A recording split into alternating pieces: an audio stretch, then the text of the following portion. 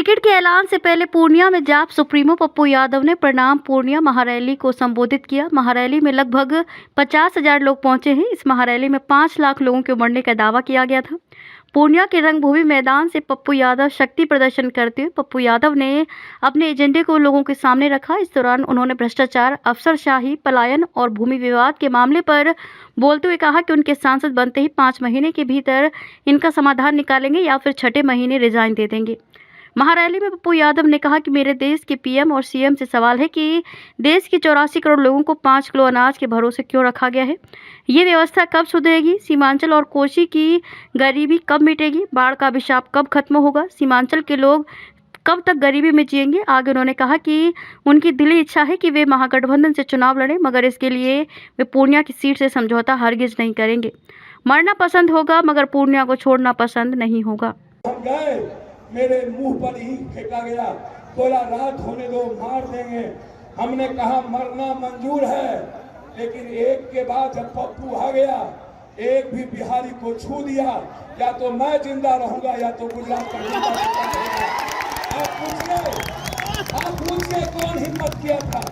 आप पूछिए मणिपुर के गुंडों को, जब बिहारियों के घर जला दिए गए, अकेला पप्पू यादव मणिपुर पहुंचा। आप पूछिए आसाम के गुंडों को, जब बिहारी भगाए जा रहे थे तो आसाम में पप्पू यादव पर बम चलाए गए। आप पूछिए महाराष्ट्र के गुंडों को, जब राज स्टूडेंट को मार दिया गया, अकेला पप्पू यादव पहुंचा बॉम्बे के स्टेशन और उसके लाश को हम लोगों ने पटना यूनिवर्सिटी में दफनाया। आप पूछिए जब सबने कोटा में अपने बच्चों को छोड़ दिया था, पीएम साहब छोड़ दिए थे, अकेला पप्पू यादव अपने पैसे के अकाउंट से ट्रेन लेकर कोटा से बच्चों को लाने की बात की थी। आप पूछिए उस एमएलए से, उस मंत्री से, उस मुख्यमंत्री से, उस पीएम से, जब मजदूर लैट्रिन का पानी पी रहा था, बैगन चल रहा था, दिल्ली में सबने ताला लगा दिया, भगा दिया था, छोड़ दिया था मरने। अकेला पप्पू यादव हर मजदूरों के अकाउंट में 2,000 रुपया, 34 करोड़ रुपया हमने भेजने का काम किया। ये मोदी और सीएम ने नहीं भेजा। हम हर घर को, दिल्ली में कोई मजदूर नहीं था जहां पर 1 महीने का राशन नहीं पहुंचा है। सब सोशल मीडिया पर है। कब छोड़े आपको? कब? हर हमेशा बिहार के बेतिया से लेकर किशनगंज तक, बिहार के सासाराम और बक्सर से लेकर बांका तक, भागलपुर तक, कटिहार तक, मधेपुरा, सुपौल से लेकर जयनगर से लेकर हर माफिया, मुजफ्फरपुर, हर अपराधियों के खिलाफ अकेला लड़ने की हिम्मत दिखाई। क्या था मेरे पास? सिर्फ आप थे। मेरे पास कुर्सी नहीं थी, हम एमएलए एमपी नहीं थे। आप सोचिएगा, याद करिएगा, बिना एमएलए एमपी जो पप्पू दुनिया को दे सकता है। जिस दिन सीमांचल और कोसी की जनता एक बेटे के तरह मां का आशीर्वाद मिल जाएगा, उस दिन हवा भी पप्पू यादव के पूछे बगैर नहीं चलेगा। याद करिएगा, दिन भी रात होगी, रात उजाला होगा, अंधरिया रात नहीं होगी। 2 बजे रात तक शहरों उजाले होंगे।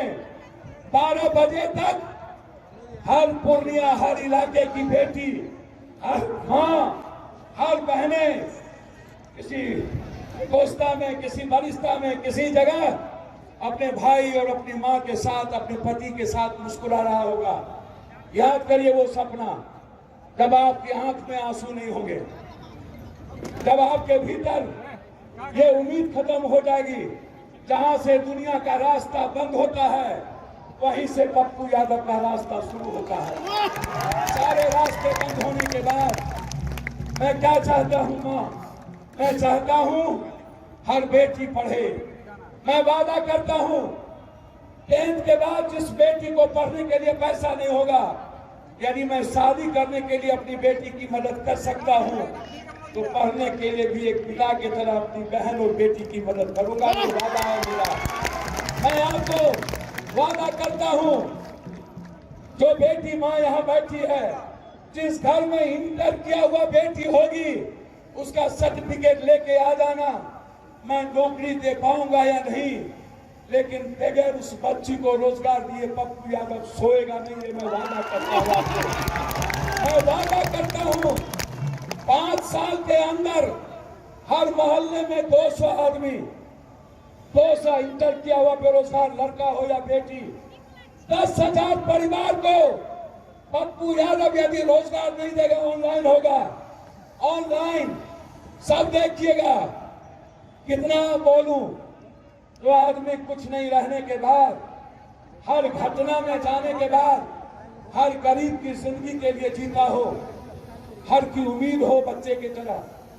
मैं आपको ये विश्वास दिलाता हूं, ये जो 10,000 परिवार की बात मैंने किया, 5 साल पहले, 6 महीना पहले हम आपके हर मोबाइल पर वो 10,000 का नाम भेज देंगे, जिसको पप्पू यादव जो बिलो पॉवर्टी लेन है 1 बीघा के, लगभग 2 बीघा से नीचे परिवार, कोई भी जाति धर्म के लोग जो इंटर किया होगा, उसके रोजगार की गारंटी पप्पू यादव की होगी। मैं आपको मैं आपको वादा करता हूं। आप कहते हो राशन कार्ड, आधार कार्ड, आप कहते हो जमाबंदी, मोटेशन, इस पूर्णिया का रजिस्ट्री बंद कर दी गई। इस मकान पर दुगनी होल्डिंग टैक्स लगा दिया गया, सुविधा कुछ नहीं। आज पूर्णिया शहर के लोग परेशान हैं। मैं आपको वचन देता हूं, 3 महीने के अंदर हर सरकारी दफ्तर को यदि दलाल माफिया भ्रष्टाचार से मुक्त नहीं कर पाऊंगा तो 6 महीने में मैं रिजाइन करके चला जाऊंगा यहां से। मैं आपको वादा करता हूं, भ्रष्टाचार को जड़ से मिटाने की हिम्मत किसी पीएम और सीएम को क्यों नहीं हुई आज तक? है ये मैं पूछना चाहता हूं। और मैं वादा करता हूं,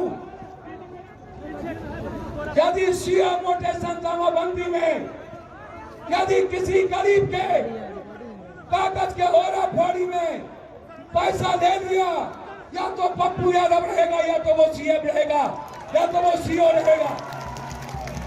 सीएम कोई हो, हम कानून के साथ चलेंगे, हम संविधान से अलग नहीं होंगे।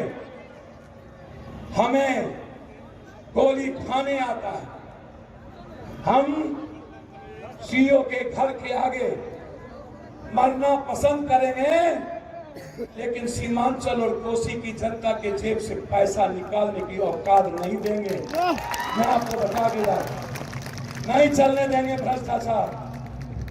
मैं राशन कार्ड बनाने मेरा गाड़ी जाएगा, एक भी जनता गांव से बाहर नहीं जाएगी, एक भी जनता। आधार कार्ड मेरी गाड़ी जाएगी, जांच की गाड़ी मेरी जाएगी।